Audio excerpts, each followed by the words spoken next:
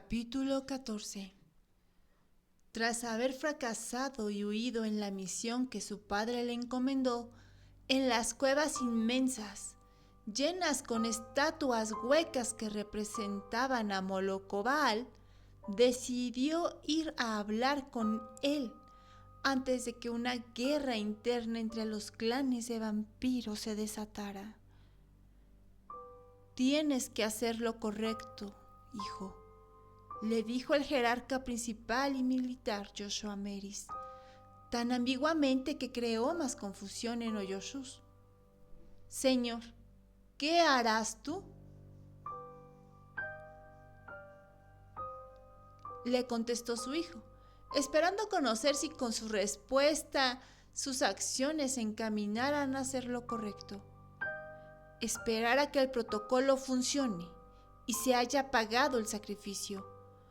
Así se puede tener el favor del Dios. No somos ese tipo de vampiros, señor. No hubo respuesta del jefe militar. Oyoshush quedó decepcionado.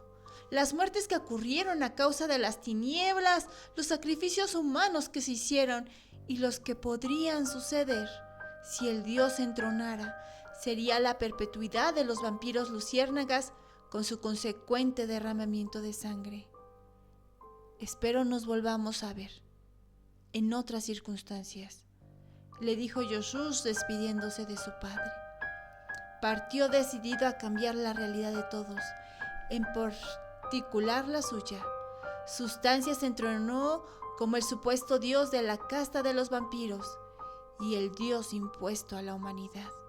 Oyoshus se ensimismaba con sus ideales de que con su lucha podría contribuir a una utópica realidad en la que todos fueran libres y propietarios de su voluntad de elección, en un establecimiento social de armonía, paz, libertad y diversidad. Se embelesaba con la idea de que ese mundo onírico de luz y belleza llegaría. Reunió por años a los insurrectos del nuevo orden social impuesto por sustancia, vampiros, libélulas, humanos y cualquier rebelde que haya sido dañado por el viejo orden social de los vampiros luciérnagas, así como del nuevo orden de sustancia. Se unieron a su causa, buscando rescatar a las personas de cualquier casta. Uno de los soldados vampiros que lo acompañaban, tiempo atrás había sido transformado por un vampiro luciérnaga en un vampiro perro. Lo pudo haber matado, pero prefirió dejarlo vivir con una pizca de alma en aquel cuerpo. Fue hijo de un padre perteneciente a la casa de los gentiles y de una madre de la casta de los intelectuales. Aún a pesar de haber nacido en una cuna de oro y con laureles, se dejó arrastrar por el simple placer del exceso de la vida fútil y sin sentido. Le contó su historia a Yoshús para luego preguntarle: siendo uno de los líderes que llevan a cabo esta guerra contra los tuyos y habiendo tan pocos como tú, ¿te has preguntado por qué no te han eliminado? Yoshús suponía que su padre podría estarle cubriéndole la espalda. Sin embargo, el vampiro perro transformado continuó: ellos, más que nosotros, tienen a la gente de su lado, a pesar del daño que les provocan. Además, tienen la maquinaria psicológica de adiestramiento social, al ejército oscuro, a sustancia de su lado. ¿Por qué no te han matado? ¿Por qué no te han vuelto un mártir? Oyoshus comprendía que tenían todos los elementos de una guerra en su contra para siquiera pensar en vencer. Y sin embargo, por mucho que su padre, que continuaba en el gobierno apoyando el nuevo orden, no podría controlar tantos elementos para que él no saliera siquiera lastimado. Sin respuesta, el vampiro perro transformado prosiguió: ¿sabes por qué no te han matado? Porque eres necesario para ellos, siendo tú su mayor adversario. La gente me esconde de forma Alguna tiene esperanzas en mí y en el futuro que podremos construir juntos. Por favor, Oyoshus, ¿cómo puedes creer tan idílica esta situación mundial? No les costaba a ellos más que una bala o un cuchillo para asesinarme, pero me dejaron vivir sin dignidad, como una escoria, despojado de todo lo que fui. Quieren que me mate, que tome la última decisión de un desesperado. No me eliminan, no porque sean unos seres ejemplares de misericordia. Lo hacen porque son perversos, porque obtienen algo de mi vida como un vampiro perro transformado. Se hizo un silencio para tomar aliento y proseguir. Piensa, Oyoshus, ¿qué ganarían ellos con las guerrillas? Pueden construir a su antojo cuantas civilizaciones les plazca, pero ¿por qué nos permiten hasta cierto grado rescatar a la gente? Oyoshus no tuvo respuesta. Llegada la noche, no concilió el descanso reparador del sueño. Alguna vez también se había cuestionado lo mismo, si ese era realmente el propósito de su vida o de alguien más.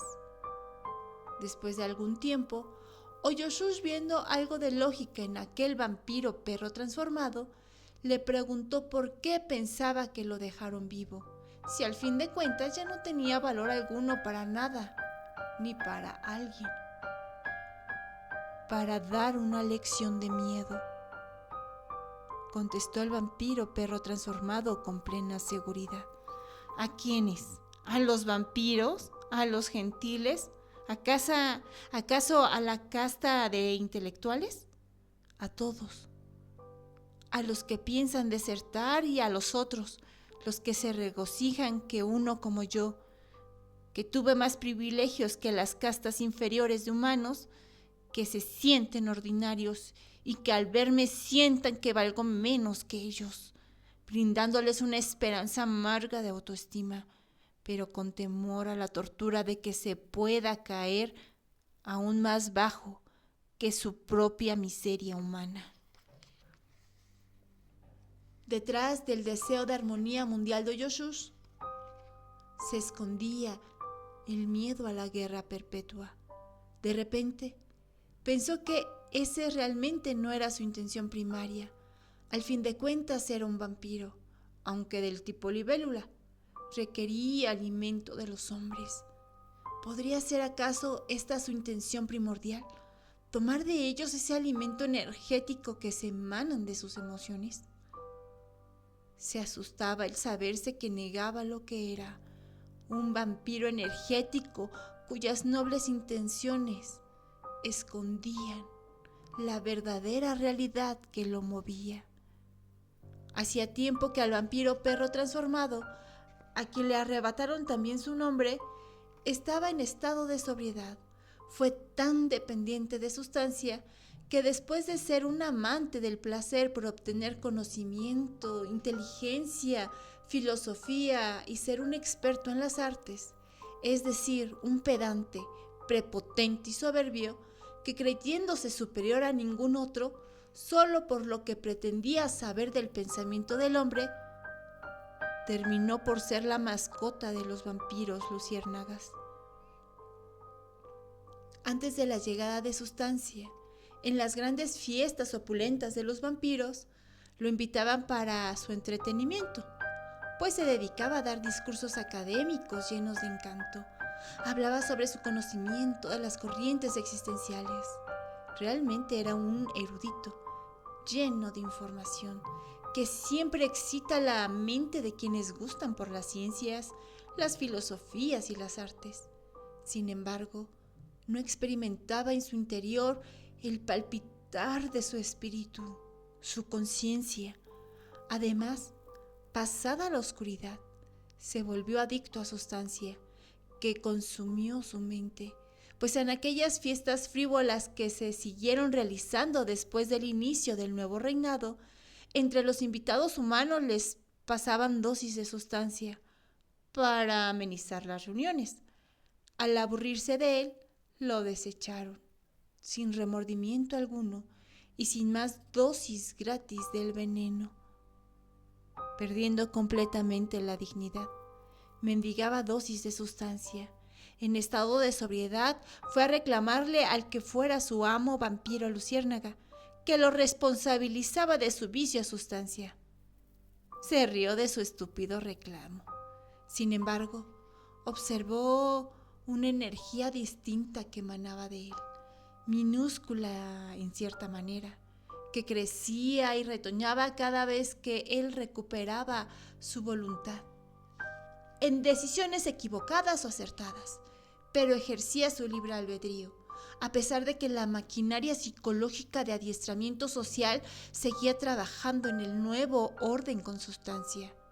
Su amo vio el peligro en aquel hombre que estaba luchando contra él mismo, contra la parte de él que deseaba dosis de sustancia y otra que podría funcionar sin ella, pues un alma que está dispuesta a confrontar sus miedos, por mucho que estos le ofrezcan comodidad, o sea, un camino evidente de perdición, es una inminente amenaza de que otras almas se atrevan a ser ellas mismas, independientemente de los resultados de su decisión.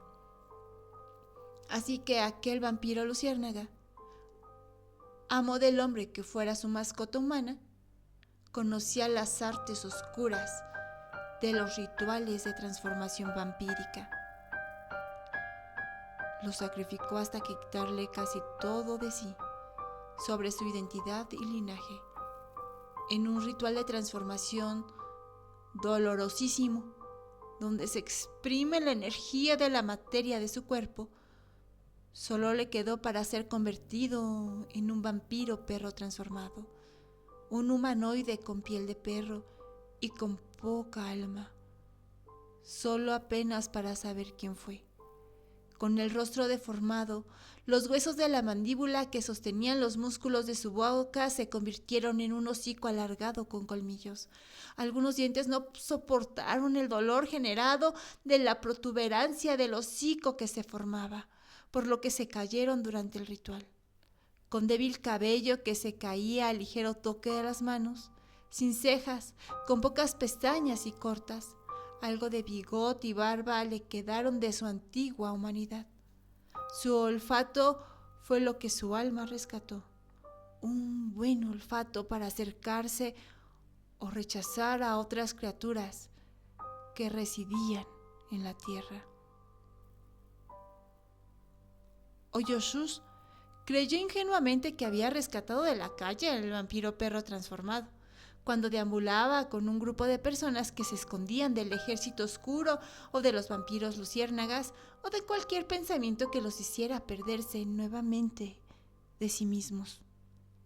Él sintió que debía salvarlo. Entró al lugar donde se llevaba a cabo una reunión. Pensó que lo maltrataban porque lo encontró llorando ante ellos. Eran unos cuantos. Sin embargo, por su estado de ánimo, la mayoría de aquellas personas parecían más bien indefensos y no les creyó un peligro siquiera para combatirlos.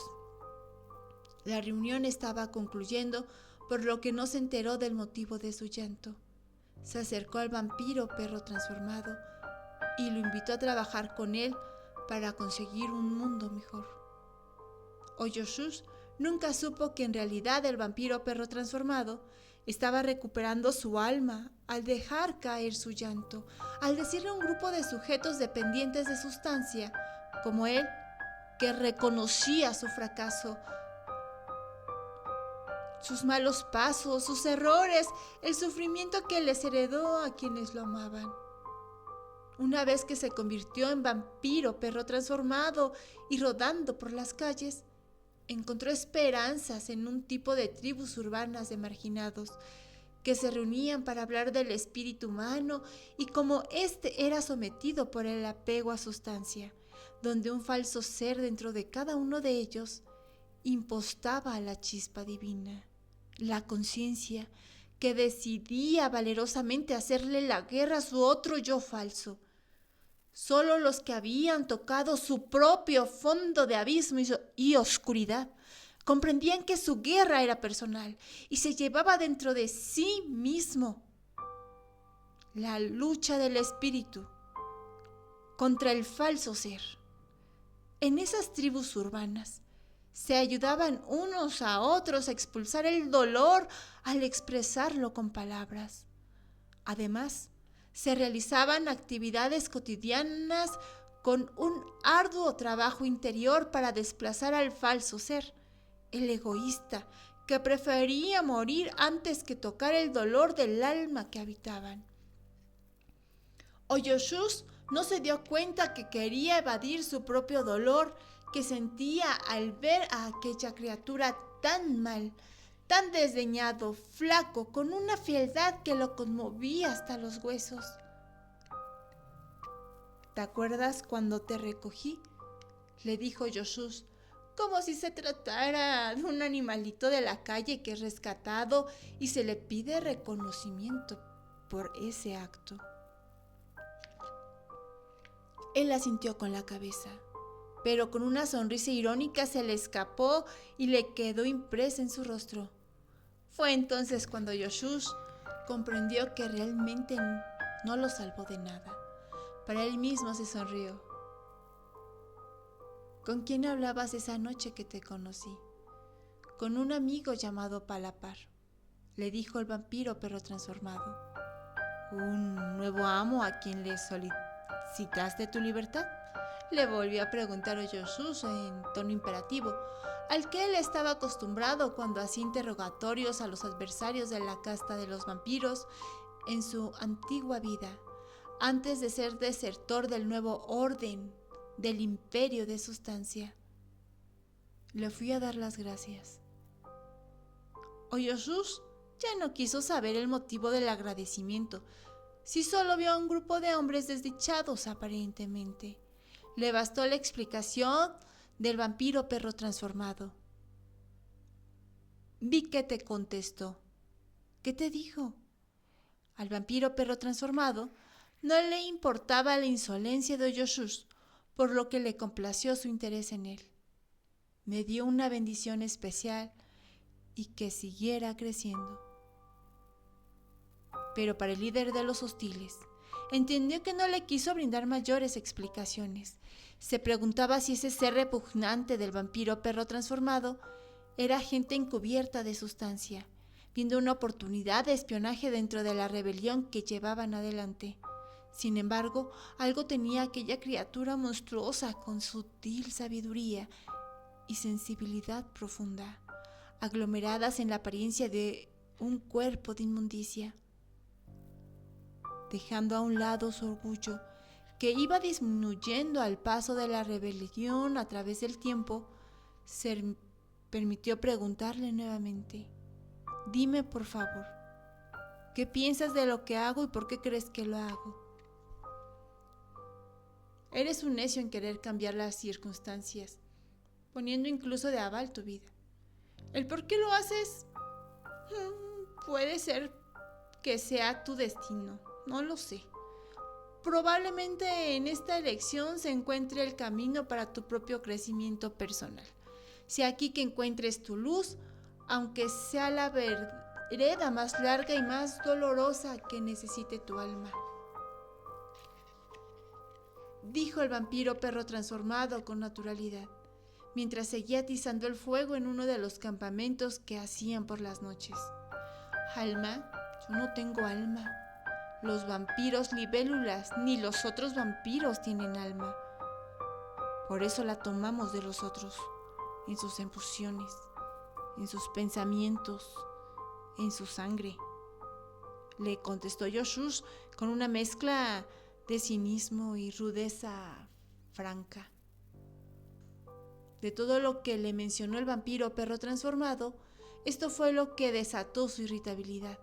¿Cómo podría tener él la misma necesidad de luz, de una clara conciencia que los comunes hombres?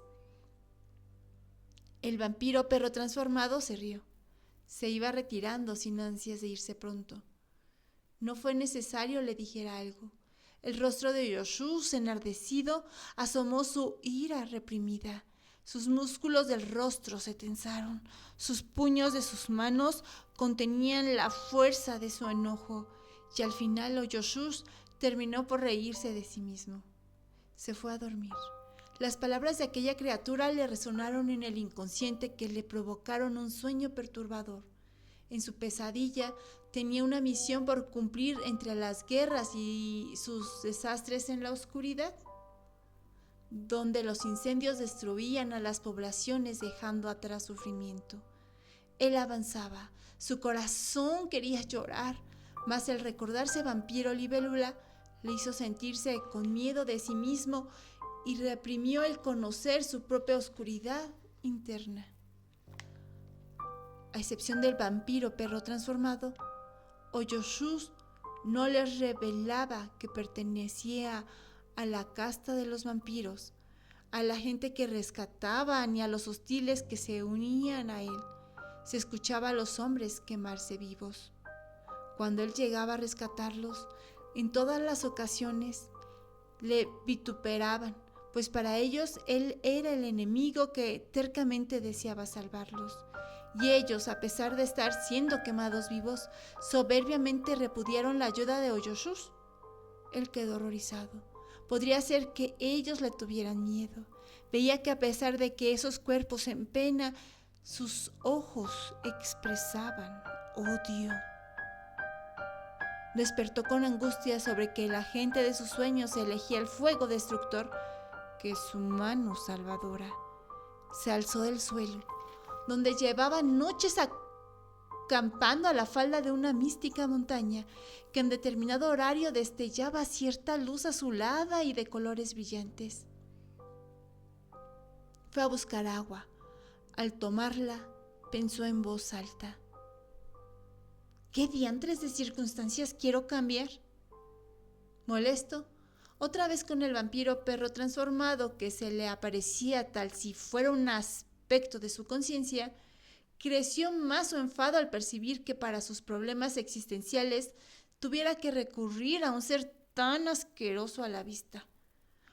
Obstinado con el tema del monstruo y su conciencia, llegó a la conclusión que el vampiro perro transformado podría ser una proyección de su interior, que se materializó por castigo de estar en contra de su casta. Hastiado de los pensamientos obsesivos, siendo Oyoshus práctico y de táctica, decidió ya no pelear con ello. Tener las respuestas que necesitaba requería disolver sus obsesiones. ¿Acaso no era lógico eliminar a Sustancia, aniquilar a los opresores, destruir la maquinaria psicológica de adiestramiento social, hacer que aparezca la luz de alguna manera? El vampiro perro transformado, que hacía rato lo observaba desde que despertó, le dijo tal si leyera sus pensamientos: cuando se toma la decisión de querer cambiar las circunstancias, uno se vuelve víctima de las circunstancias. ¿Cómo te vas a quejar si llueve? Si no depende de ti que llueva. Y si llueve, te vas a quejar si llueve. Decides molesto, ser infeliz, con esa actitud no puedes hacer nada. Entonces, ¿acaso insinúas que tengo que aceptar sumisamente dejar que me moje la lluvia, que haga de mí sus estragos? También puedes pedirle al cielo que deje de llover, y quizás deje de llover y salga la luz y un arcoíris se asome a recordarnos cuánta falta nos hace su belleza.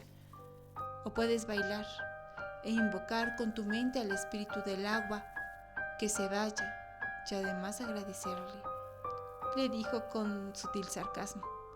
Pero lloverá otro día y querrás mover todo a tu conveniencia otra vez, sin darte cuenta que otros la necesitan, y estarás frustrado cuando las cosas no salgan como tú las querías, cuando contra natura quisiste controlar neuróticamente el fenómeno meteorológico de la lluvia. Y volverás, obstinado, a empezar de nuevo el ciclo de control, descontrol, frustración, sin comprender que no puedes ni debes controlarlo todo, y mucho menos sin comprenderte que en realidad hay circunstancias externas que te controlan porque no has decidido por apostar por tu propio autocontrol, sin importar cuánto sea de grande el infierno externo.